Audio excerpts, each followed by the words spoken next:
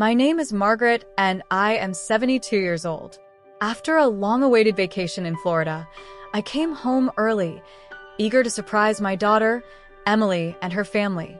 I imagine the smell of freshly brewed coffee, the sound of my granddaughter's laughter, and maybe even a warm hug from Emily. But when the taxi pulled up in front of my house that night, none of that awaited me. Instead, under the dim porch light, I saw my suitcase, standing outside like an abandoned relic. The wheels were dusty, the handle bent, and on top of it, a folded piece of paper fluttered in the cold breeze. My hands trembled as I reached for the note. It was my daughter's handwriting. Sorry, Mom. We need the space. Don't come back. I read it twice, my heart pounding louder each time, hoping I had misunderstood. But the words were there, cruel and final. I tried the front door, locked. I rang the bell, no answer. Behind the curtains, I thought I saw a shadow move, but no one opened the door. My own child had shut me out of my own home. I stood there in the cold for what felt like an eternity, clutching that note. Neighbors' lights flickered on, but no one came out. I was too ashamed to ask for help. Finally, with nowhere else to go, I dragged my suitcase to my car, slid into the back seat, and wrapped myself in an old blanket. The night was long, filled with tears, anger, and questions that burned through me. How could my daughter do this to me after everything I sacrificed for her? By morning, I had made up my mind. They thought they had won. They thought they could throw me away like trash. But they had no idea who they were dealing with. As the sun rose, I stood outside the house again, this time with the keys, the deed, and a plan that would change everything. That morning, when Emily opened the door, it wasn't me who was standing outside. It was her. She gasped, clutching her robe, as I said calmly, "Pack your things, Emily. You and your family have 1 hour. This house is mine." She stuttered. "Mom, what are you doing?" I stared straight into her eyes and said, "Taking back what's mine." But how did I get here? How did a mother's love turn into this Cold War? Sit down, because this is a story you won't forget. Stay with me, because what happened next will shock you even more. If you're feeling my pain and want to hear how I turned this betrayal into justice, don't miss the next chapter. Like, comment, and subscribe to follow this journey of strength and revenge. The night in the car was the longest night of my life. The leather seats were cold and stiff, and every sound outside made me jump. I was no stranger to hardship. Life as a single mother had taught me how to endure pain, but this betrayal felt different. It wasn't the world against me this time. It was my own blood. I watched the house through the foggy window of my car. Emily's living room light stayed on until midnight. I imagine her laughing with her husband, Stephen, maybe even celebrating what they thought was a clever move. Did she really think I would just disappear quietly? As I sat there, memories came flooding back. I remembered the countless nights I worked double shifts as a nurse to pay for her college. I remembered skipping meals so she could have enough to eat. I even sold my jewelry to help her when she and Stephen were struggling to buy their first car. I gave her everything, my youth, my savings, my love. And now this. She had locked me out of my own home like a stranger. When the first rays of dawn broke, I wiped my tears and drove to a nearby diner. The waitress gave me a kind smile as she poured me a cup of coffee. "Rough night?" she asked. I nodded, unable to tell her the full story. Instead, I asked for a pen and paper. While I sipped my coffee, I started writing down everything I remembered about my house. When I bought it, every repair I paid for, every bill in my name. I had something most people didn't know. I never transferred the house fully to Emily. I let her live there under my roof, out of kindness, but the deed was still under my name. By the time I finished breakfast, my mind was sharp and clear. I wasn't just a victim. I was a woman with a plan. I drove straight to my lawyer's office, a man named Richard, who had known me for years. When I told him what happened, his face hardened. "Margaret, you have every right to take back your property," he said. "They have no legal claim." Those words gave me strength. Richard prepared the papers I needed and advised me to act quickly. With the deed in my hands, I felt like a new woman. My shame turned into power. I was no longer crying, I was plotting. By mid-morning, I was back in my house. My house. I stood at the front gate, shoulders squared, heart steady. I slipped the key into the lock and it turned smoothly. The door swung open, and the smell of my own home filled my lungs. Emily and her husband were still asleep upstairs. I walked into the kitchen, placed the deed on the table, and waited. When Emily finally came downstairs, her eyes widened. "Mom, you're back?" she said, her voice trembling. "Yes, Emily," I replied coldly. "And so are you outside." Stephen rushed in, rubbing his eyes. "What's going on?" I pointed to the door. "You both have 1 hour to pack and leave. You wanted the space? Well, you're about to have all the space you need, outside these walls." Emily's face turned pale. "You can't do this to us," she cried. "Oh, but I can," I said, my voice calm but deadly. "You made your choice last night. Now live with it." As they scrambled to pack their belongings, I stood silently, watching every move. Part of me ached. This was my daughter, after all, but another part of me knew this had to be done. Respect isn't begged for, it's commanded. But just when I thought I had the upper hand, Stephen smirked and said something that froze my blood. "You think this is over, Margaret? You have no idea what's coming." What did he mean by that? What was he planning? Stay tuned, because the storm was only beginning. Stephen's words echoed in my mind long after they packed their bags and stepped out into the cold. "You have no idea what's coming." His smirk wasn't just arrogance, it was a warning.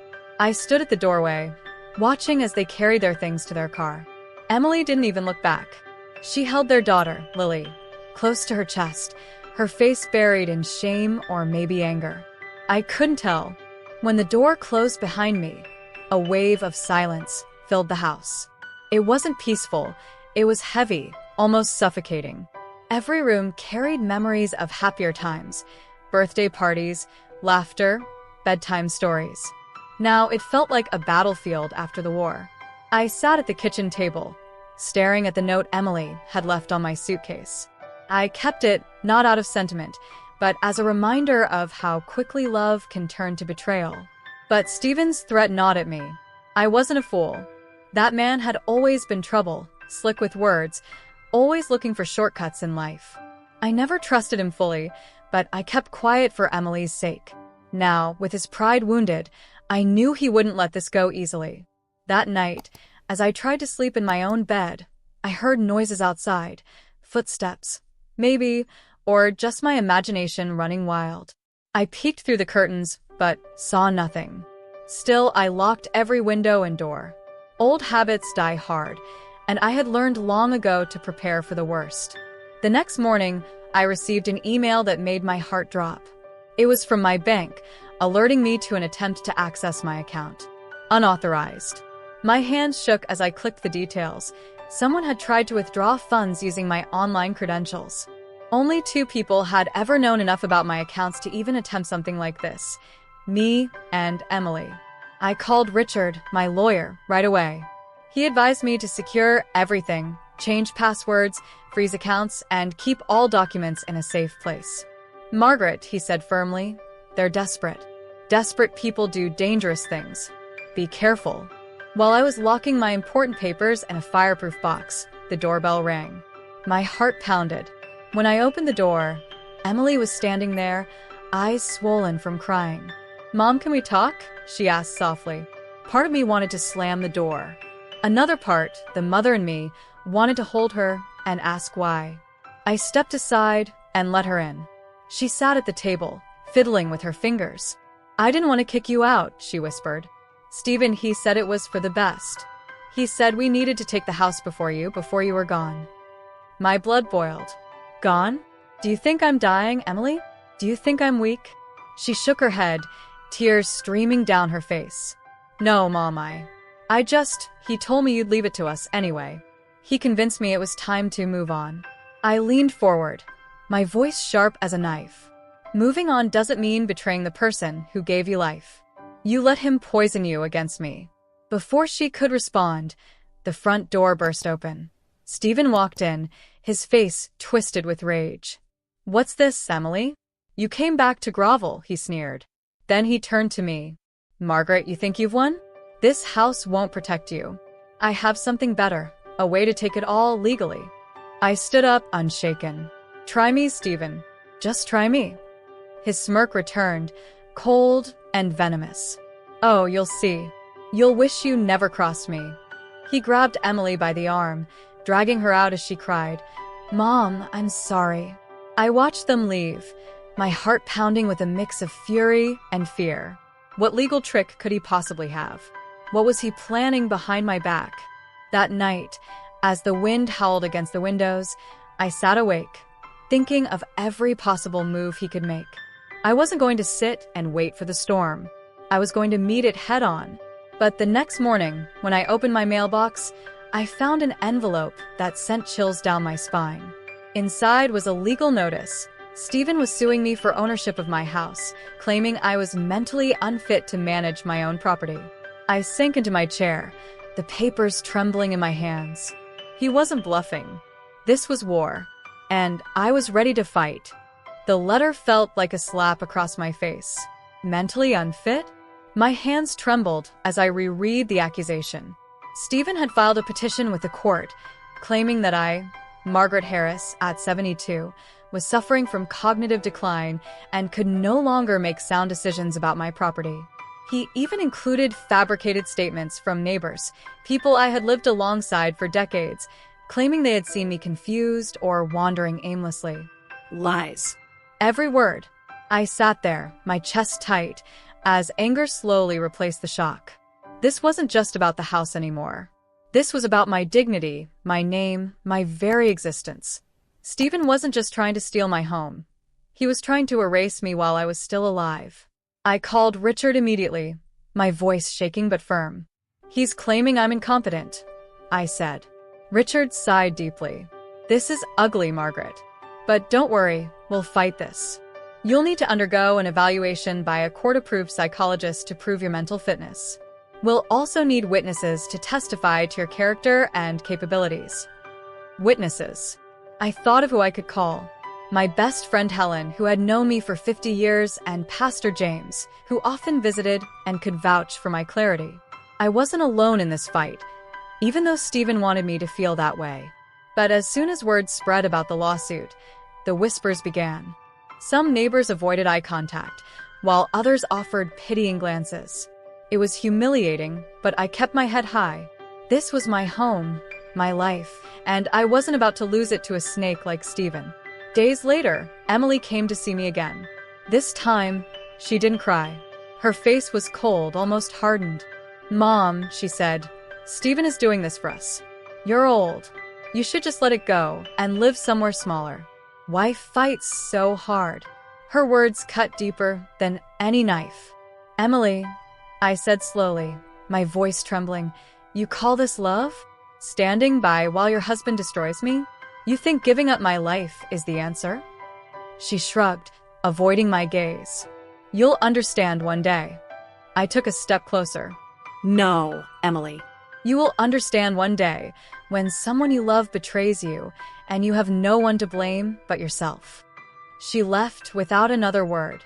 The court date approached quickly. On the day of the evaluation, I dressed in my sharpest suit and walked into the psychologist's office with my head held high. I answered every question clearly, recalling dates, facts, and details Stephen probably hoped I'd forget. By the end of the session, the psychologist gave me a small smile. "Mrs. Harris," she said, "you're sharper than most people half your age." That small victory fueled me, but I knew the battle wasn't won yet. The court hearing was scheduled for the following week, and Stephen came armed with his lies. His lawyer painted me as a frail old woman who couldn't handle her affairs. They even showed staged photos of me sitting in my car that night, claiming I was confused and had slept there because I didn't know where I was. My blood boiled, but I stayed calm. When it was my turn to speak, I walked to the stand, looked the judge in the eyes, and told the truth. I explained everything from my sacrifices as a single mother to the night I was thrown out like trash. I handed over the psychologist's report declaring me perfectly competent, along with the original deed proving the house was mine. The judge listened carefully. Stephen sat there smirking, confident he would win. But when Pastor James and Helen testified on my behalf, describing my active role in the community and my strong mental state, I saw his smirk falter. The judge leaned forward, voice stern. "Mr. Stephen Thompson, your claims are baseless and malicious. This court finds Mrs. Harris fully competent and recognizes her as the rightful owner of the property. This case is dismissed." I felt tears burn my eyes, but I didn't let them fall. Stephen clenched his fists, his face red with anger. He lost, but the hatred in his eyes told me this wasn't over. As I walked out of that courtroom, Emily rushed after me. "Mom, wait," she called. I stopped but didn't turn around. "Mom, please." "Stephen's furious. He's not going to stop. He said if he can't have the house, no one will." I turned to her slowly. "Then tell your husband this," I said coldly. "If he wants to play with fire, he better be ready to burn." That night, I installed security cameras, reinforced my locks, and prepared for whatever storm was coming. I wasn't afraid anymore. I was ready. But the very next evening, as I sat in my living room, the security alert on my phone pinged. Someone was outside, creeping near the garage with a crowbar. I zoomed in on the footage, and my heart stopped. It was Stephen. The sight of Stephen on the camera froze my blood. The footage was grainy but clear enough. I could see his face twisted with rage, his eyes darting around like a predator. He wore dark clothes and gloves, and in his hand, a crowbar glistened under the security light. I stayed completely still, my heart pounding so loud I thought it would burst. This wasn't just a threat anymore. This was an attack. I grabbed my phone and dialed 911, whispering to the operator, "Someone is trying to break into my house. His name is Stephen Thompson. Please send help." The operator told me to stay calm and remain on the line, but I had lived long enough to know that sometimes help arrives too late. Quietly, I retrieved the small pistol my late husband had left me, the one I kept locked in a safe for emergencies. My hands were steady as I loaded it. I wasn't looking for violence, but I was not going to be anyone's victim tonight. Through the window, I saw Stephen prying at the garage door. The metal screeched, but he didn't care. I flipped on the floodlights, and he froze like a deer caught in headlights. Our eyes locked. For a moment, the world went silent. Then he bolted toward the back of the house. "Police are on their way, sir," I shouted, my voice strong and unwavering. He didn't answer. Instead, he tried to force open the back door. I pointed the gun through the window and yelled, "Step back, Stephen, or I swear you'll regret it." He hesitated, sneering at me like I was some fragile old woman who wouldn't pull the trigger. Then, sirens wailed in the distance. His face twisted into panic, and he dropped the crowbar, disappearing into the night just as the red and blue lights illuminated the street. The police arrived moments later. They took my statement, collected the crowbar as evidence, and reviewed the security footage. "You did the right thing calling us," one officer said. "We'll issue a restraining order immediately. But be careful. Men like him don't give up easily." After they left, I sat in my living room, clutching the deed to my house. I should have felt safe, but I didn't. Stephen wasn't just angry, he was desperate. And desperate people are dangerous. The next morning, Emily came crying to my door. "Mom, Stephen's been arrested. They said he tried to break into your house. He's blaming me, saying I betrayed him by warning you." Her face was swollen with tears, but my heart had grown cold. "Emily," I said, "you chose to stand beside a man who tried to destroy me. You want to cry now? Cry for yourself, because you chose the wrong side." She sobbed, falling to her knees. "Please, Mom, I don't know what to do." He swore he'd get revenge, even from jail. I helped her up, but my voice was firm. "You have one choice, Emily. Decide if you're going to keep standing with him or finally stand with me." Before she could answer, the phone rang. It was Richard. "Margaret," he said urgently, "you need to hear this. Stephen posted bail this morning. He's out, and he's filed another motion. This time, He's claiming you're a danger to yourself and others because you threatened him with a gun. My jaw tightened. He broke into my house with a weapon, I said. I know, Richard replied, but he's twisting the story. He's good at playing the victim. This is going to escalate fast. That night, I sat awake, watching every camera feed, every shadow outside. I had fought many battles in my life, but this one felt different. Stephen wasn't just after my house anymore. He wanted to break me, body and soul. And then, just past midnight, I heard a soft knock at the door. Slow, deliberate. My heart pounded as I approached cautiously. Looking through the peephole, I saw someone standing there, but it wasn't Stephen. It was a man I didn't recognize, tall and wearing a black hoodie. He leaned close to the door and whispered, "Mrs. Harris, Stephen sent me. Open up, or things will get ugly." My breath caught in my throat. This wasn't just revenge anymore. This was war. I froze behind the door, every instinct in my body screaming not to move. The stranger's voice was low, almost taunting, and it sent chills through my bones. "Open the door, Mrs. Harris," he said again, louder this time, as if daring me to make a mistake. I took a deep breath, backing away slowly. I didn't answer. Instead, I quietly dialed 911 for the second time in 2 days. My voice trembled, but I spoke firmly. "There's a man outside my house threatening me. He says Stephen sent him." The operator told me to stay calm and stay on the line. The man started pounding on the door harder, each bang vibrating through the house. "You think you can hide behind this?" he shouted. "Stephen wants what's his. You're going to regret this. Old lady." The word old burned through me like fire, but I didn't let my fear show. I moved to the side window and lifted my gun. Through the glass, I saw him pacing, his fists clenched. Then, as the distant sound of sirens grew closer, he bolted into the darkness. When the police arrived, they searched the area but found no trace of him. The officer shook his head. "Mrs. Harris, this isn't just harassment anymore. This is intimidation. We're escalating this to a criminal threat case." I thanked them, but inside I was boiling. Stephen had crossed a line he could never uncross. This wasn't just about property, it was about my life. That night, I didn't sleep. Instead, I sat at the kitchen table with Richard's number on speed dial, the security feeds open on my phone, and my gun beside me. The next morning, I called Richard. "I'm done playing defense," I told him. "It's time to strike back." Richard was silent for a moment, then said, "What do you have in mind?" "I want everything Stephen has done brought to light. Every illegal thing, every scam, every lie. I want him exposed so badly that he can't show his face anywhere." Richard chuckled softly. "Now you sound like a fighter. I'll dig into his financial records, past arrests, and any lawsuits. But we need evidence." And evidence was exactly what I started gathering. I checked the security footage from the night before, saving clips of the man who came to threaten me. I went through old files, emails, and even conversations I'd overheard in the past. Slowly, a pattern emerged. Stephen wasn't just reckless, he was dirty. Shady business dealings, unpaid debts, and even rumors of fraud. While I gathered information, I decided to make my home a fortress.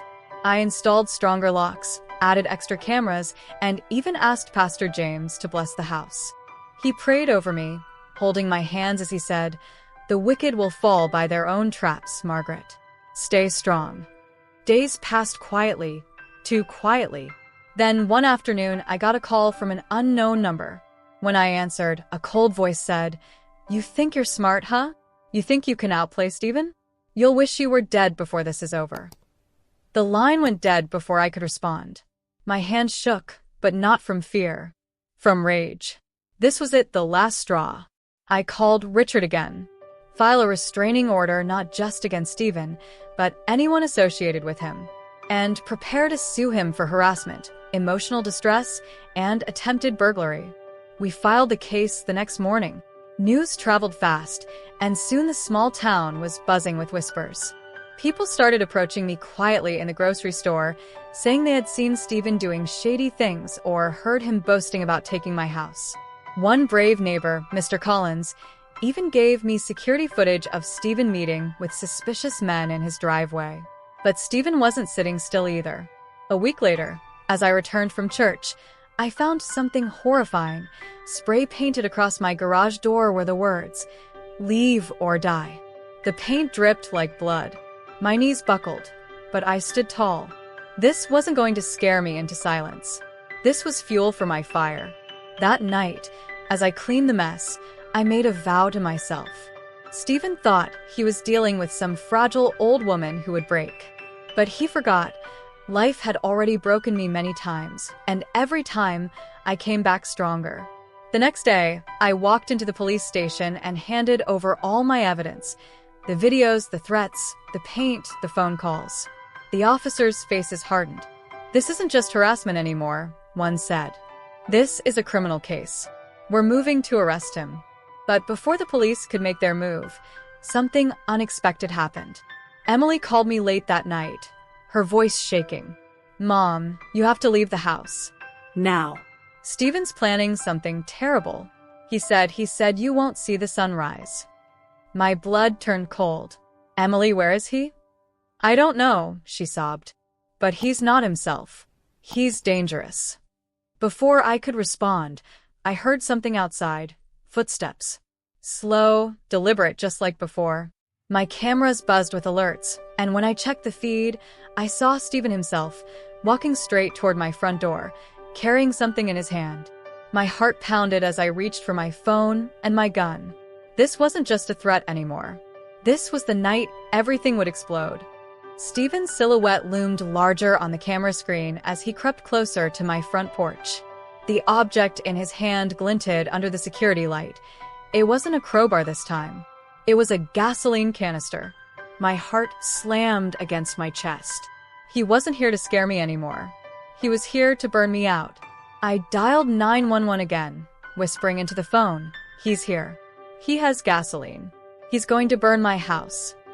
The dispatcher urged me to stay on the line, but I wasn't going to just sit there waiting for help. Not this time. I grabbed my pistol and stood near the door, my finger tight on the trigger. Stephen began splashing gasoline on the porch, muttering to himself. Through the window, I could see his eyes, wild, bloodshot, and filled with hate. He pulled out a lighter, flicking it on and off, taunting me. "Come out, old woman. You think you can ruin me? You think you can take everything from me?" My voice was steady as I shouted through the door. "Stephen, drop it now, or you won't walk away from this." He laughed, a cruel, hollow sound. "You won't shoot me, Margaret.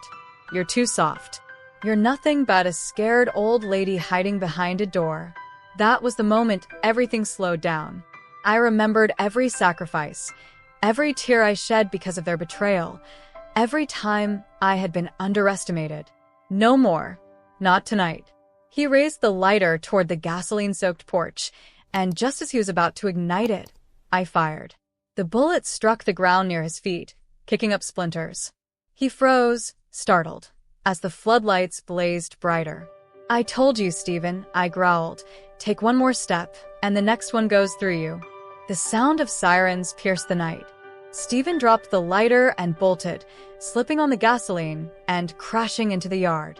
I stepped outside just as police cars screeched to a halt, their lights flooding the street in red and blue. Officers swarmed him, forcing him to the ground as he screamed. "She tried to kill me. She's crazy." But the officers weren't listening to his lies this time. They had the security footage, the gasoline, the lighter, and the threats. They cuffed him, reading him his rights as he spat curses at me. Emily arrived moments later, her face pale with shock. She ran to me, trembling. "Mom, oh my God, he was really going to..." I held up my hand to silence her. "You chose him, Emily. This is the man you stood beside." Tears streamed down her cheeks. "I'm so sorry, Mom. I didn't know it would go this far."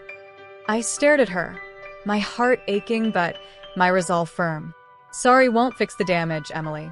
You need to decide who you are. Are you his accomplice or my daughter?" The officers led Stephen away, his screams fading into the night. I stood on my porch, the smell of gasoline thick in the air, the flames of his hatred still smoldering in my memory. The police advised me to stay with a friend for a few days while they processed the scene. But I refused. This is my home, I told them. I'm not leaving it again. Not for anyone. Over the next few days, I worked closely with Richard to ensure Stephen stayed behind bars this time. We pushed for maximum charges: attempted arson, criminal threats, and trespassing. The evidence was overwhelming, and even his slick lawyer couldn't twist the truth. But just when I thought the nightmare was ending, Richard called me with news that nearly knocked me off my feet. "Margaret," he said gravely, "Stephen isn't the only problem. He's using his last card. He's signing over everything he owns to Emily, making her the new face of the fight. He thinks you won't take legal action against your own daughter." My chest tightened. Emily, the same girl I raised with my bare hands, was about to be used as Stephen's shield. She came to me that night, eyes filled with guilt, but still standing by his side. "Mom," she whispered, "Stephen asked me to hold everything for him. It's just temporary, I swear." I looked her dead in the eye. "If you take his side again, Emily, you'll regret it more than you can imagine." She trembled, torn between love and loyalty. But when she finally spoke, her words shattered me. I already signed the papers. My knees nearly gave way. Stephen had played his final trick, and this time, he had dragged Emily deeper into his darkness. But what he didn't know was that I had one last move too. Something so powerful, so final, that it would end this war once and for all. The moment Emily confessed she had signed Stephen's papers, something inside me snapped, not with weakness, but with a cold, burning clarity. For years, I had shielded her from pain, from consequences, from the realities of the world. But now, I realized I wasn't protecting her anymore. I was enabling her betrayal. I stared at her, my voice calm but cutting. "You chose to tie yourself to a sinking ship, Emily. And when it goes down, you're going with it." She opened her mouth to protest, but I raised my hand. No. "Don't say another word. You made your choice. Now watch me make mine." After she left, the house felt heavier than ever. I sat at my desk, pulled out my old files, and opened a locked drawer that hadn't been touched in years. Inside was the original trust one had set up for my assets. I had quietly updated it years ago, long before Stephen came into the picture, with a secret clause. If any beneficiary attempted to harm me or seize my property through deceit, their rights would be revoked, and everything would revert to my name alone. I called Richard immediately. "It's time," I said. His voice carried a smile. "I was hoping you'd say that." The next morning, I signed the documents that activated the clause, legally stripping Emily of any claim to my estate. The house, the accounts, everything back under my control. Richard filed them with the court, ensuring no trick could undo them. But I didn't stop there. I had more cards to play. With the evidence of Stephen's crimes and the intimidation tactics he orchestrated, I partnered with the police and a private investigator to dig deeper into his dealings. What they uncovered shocked even me. Fraudulent business schemes, stolen funds, and tax evasion that could put him away for decades. I gathered everything neatly in a folder labeled for the judge. The court hearing for Stephen's charges arrived quickly. The courtroom was packed. Stephen entered in an orange jumpsuit, his once smug face now drawn and angry. Emily sat behind him, pale and trembling. When it was my turn to speak, I walked to the stand with my head held high and laid out every piece of evidence, every video, every threatening message, every fraudulent document. The judge's face hardened as he flipped through the files. Stephen's lawyer tried to argue, but it was pointless. The evidence was undeniable. "Mr. Thompson," the judge said sternly, "you are guilty of attempted arson, harassment, and multiple counts of fraud. You are sentenced to 20 years in prison without parole." The courtroom gasped. Stephen exploded, shouting, "This isn't over, Margaret. You'll pay for this." The officers dragged him away as he kicked and screamed, his voice echoing down the hall. Emily broke down in tears. She ran to me begging, "Mom, I didn't know it would end like this. I'm sorry. Please forgive me." I looked at her, my heart heavy. "I forgive you, Emily. But forgiveness doesn't erase consequences. You betrayed me. You betrayed yourself. You have to live with that. She sobbed harder, but I walked out of the courtroom with my head high. Outside, the sun shone bright, and for the first time in months, I felt the weight lift from my shoulders. The following morning, I stood on my porch, sipping coffee, watching the world go by. The house felt warm, alive again. It was mine, and so was my peace. Then, as I was about to step inside, I saw Emily walking up the driveway with her daughter, Lily, holding a small suitcase. Her eyes were red, her hands trembling. "Mom," she said softly, "we have nowhere to go." I took a long breath, my mind torn between the mother and me and the woman who had survived betrayal. I knelt down to Lily's level and smiled gently at her. Then I looked at Emily. "You can stay," I said slowly, "but only if you understand. This is my house, my rules, and my life. One more betrayal, and the door closes forever." She nodded, crying silently, and I let them in. Not because I was weak, but because I was strong enough to set boundaries. As the door closed behind us, I felt the house breathe with me. We had survived the storm. But just when I thought peace had returned, Richard called me later that night with words that sent a new chill through me. "Margaret, we just uncovered something big. Stephen had an offshore account. There's money missing, and someone's been withdrawing it since he was jailed. Do you know who?" I froze. The only person who could have access to that account was Emily. My heart raced. Had she really learned nothing? The moment Richard mentioned the offshore account, my heart turned cold. I sat in silence, gripping the phone so hard my knuckles whitened. "You're saying withdrawals have been made while Stephen is in prison?" I asked slowly, almost afraid to hear the answer. "Yes," Richard confirmed. "And they're recent. The account was supposed to be frozen, but whoever accessed it had the original credentials. Margaret, this isn't just a small amount. It's over $100,000. A heavy silence filled the room. My eyes drifted toward the hallway where Emily and Lily were sleeping in the guest room. The house was quiet, but my thoughts were deafening. Could my own daughter, after everything, still be playing me? That night, I barely slept. Every memory of Emily's apologies, every tear she cried after Stephen's arrest, suddenly felt tainted. Was she truly sorry, or had she been manipulating me all along? Around 3 a.m., I got out of bed, poured myself some tea, and stared at the flickering shadows on the wall. My heart ached, but my instincts told me the truth. Emily wasn't innocent. By morning, I decided to confront her, but not without proof. I called Richard back. Find out where those withdrawals were made.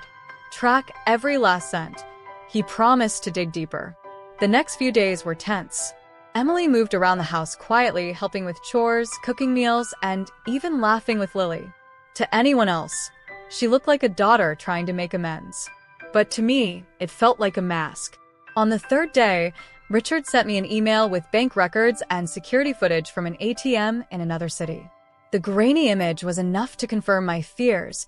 It was Emily, wearing a baseball cap and sunglasses, withdrawing stacks of cash. My chest tightened. Betrayal had come home again. That evening, I waited in the living room with the documents spread out on the coffee table. When Emily walked in, carrying Lily on her hip, I said quietly, "Put her to bed, Emily. We need to talk." She froze, sensing the storm in my voice. After tucking Lily in, she returned, her hands trembling. I held up the printed photo. "Do you want to explain this?" Her eyes widened. "Mom, Don't lie to me," I snapped. "You've been stealing money from Stephen's hidden account, haven't you?" Tears welled up in her eyes. "It wasn't like that. I only took what I needed to survive. He left me with nothing. I thought you'd never find out." "You thought wrong," I said sharply. "Do you realize what you've done? You're under investigation now. That money is tied to criminal activity. You could go to prison, Emily." She fell to her knees, sobbing. "Please, Mom. I didn't mean for it to go this far. I just wanted to give Lily a better life." Her words stung, but I couldn't ignore the truth. You keep saying it's for Lily, but every choice you've made has been about yourself. You chose Stephen. You chose greed. And now, you're choosing to drag me back into chaos. Emily reached for my hand, but I pulled away. I can't protect you this time, Emily. You've crossed a line I can't erase. Just then, the doorbell rang. My heart dropped as I looked through the window. 2 detectives stood outside. They were here for her. Emily panicked, grabbing my arm. Mom, please. Don't let them take me. Help me. I'm begging you. I stood there, torn apart. Part of me wanted to shield her, the way I had done her entire life. But the stronger part of me knew she had to face the consequences. When I opened the door, the detectives asked, "Is Emily Thompson here?" She clung to me, crying, "Mom, please don't let them." I stepped aside.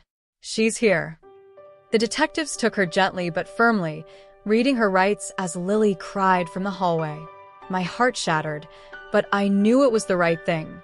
Emily looked back at me with tears streaming down her face. "Mom, please don't give up on me." I closed the door, leaning against it as my whole body shook. For the first time, I cried, not out of weakness, but out of heartbreak. My daughter had fallen so far, and there was nothing left for me to do but let the law take its course. The next morning, Richard called. "Margaret, you did the right thing. Emily will have to answer for this. But there's something else. You need to be prepared. Stephen is furious. He's already trying to use Emily's arrest to negotiate a deal from prison. He's not done with you." My tears dried, replaced by the familiar fire in my chest. "Then let him try," I said coldly. "I'll end this once and for all." As I hung up, I knew what I had to do. The war was nearing its final battle. I had one last move, one that would not only secure my peace, but teach them both the ultimate lesson. That night, I sat at my desk writing a new will, one they would never see coming. I deliver the final blow that ends this war forever. What I did next shocked everyone, including Emily and Stephen. Don't miss the grand finale. Like, comment, and subscribe because the ending will leave you speechless. The pen felt heavy in my hand as I signed the new will. Every stroke of ink was deliberate, every word a final statement. I had spent a lifetime giving, sacrificing, and forgiving, but this document was my line in the sand. There would be no more chances, no more betrayals slipping through cracks. This was my last act of control, and it would define everything they thought they could take from me. In the new will, I removed Emily and Stephen from any inheritance. Every asset, my house, savings, investments, was placed in a trust for Lily, my granddaughter, with strict conditions to ensure she would grow up free from the poison of her parents' greed. She would have everything she needed for a bright future, but only under the care of someone trustworthy, not her mother or father. I appointed my longtime friend Helen as guardian of the trust until Lily came of age. The next morning, I delivered the signed documents to Richard. He looked at me with admiration. "Margaret, this is powerful. You've protected yourself and ensured Lily's future." I nodded. This isn't about revenge anymore. This is about ending the cycle. Meanwhile, Emily's arrest made headlines in the local news. The community that once whispered behind my back now rallied around me, offering support. Some even testified about Stephen's past threats and schemes. It felt like the world was finally seeing the truth.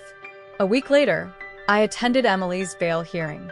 She stood there in handcuffs, her once proud face pale with fear. When she spotted me, her eyes filled with hope, but I didn't move. I was there as a witness, not as a savior. The judge granted her bail, but warned that the charges against her were serious. Outside the courthouse, Emily approached me. "Mom, please, you're all I have left. Don't turn your back on me." I looked her in the eye and spoke softly but firmly. "Emily, I love you. You'll always be my daughter. But love doesn't mean enabling your wrongs. You need to take responsibility, and maybe, just maybe, you'll find redemption." She cried silently, and for the first time in years, I saw a glimmer of the little girl I once raised. I hugged her briefly and walked away, leaving her with that final truth. While Emily faced her consequences, Stephen was unraveling in prison. Reports came in that he was trying to make deals. offering to testify against Emily to reduce his sentence. It didn't work. The evidence against him was too strong. He would serve his full term. 1 month later, I stood in my garden, the sun warming my face. Lily played nearby, laughing as Helen watched over her. The house no longer felt haunted. It felt alive again, filled with the peace I had fought so hard to reclaim. Emily was serving probation, working to pay back what she stole. We spoke occasionally, but our conversations were cautious, fragile. Trust takes time to rebuild, and I wasn't ready to give it freely. One evening, as I watched the sunset, Emily came to visit. She stood on the porch, hands trembling. "Mom," she said, "I'm working on myself. I'm in counseling. I want to be better for Lily. For you." I studied her face and saw something different this time. Sincerity. I opened the door wider. "Then prove it, Emily. You have a long road ahead, but I'll be here, watching." She nodded, tears in her eyes. For the first time in a long while, I felt a weight lift. Not because everything was perfect, but because I had taken control of my life, my legacy, and my peace. Stephen's darkness was gone. Emily had a chance at redemption, and Lily had a future free of the chaos that had nearly consumed us all. As the sun dipped below the horizon, I whispered to myself, "They thought they could break me, but they forgot. I'm stronger than they'll ever know." And with that, my story came full circle. To everyone listening, remember this. Never let anyone, no matter how close, strip you of your worth. Stand tall, set boundaries, and fight for your peace. If this story touched your heart, reminded you of your own strength, and gave you hope, like, comment, and subscribe.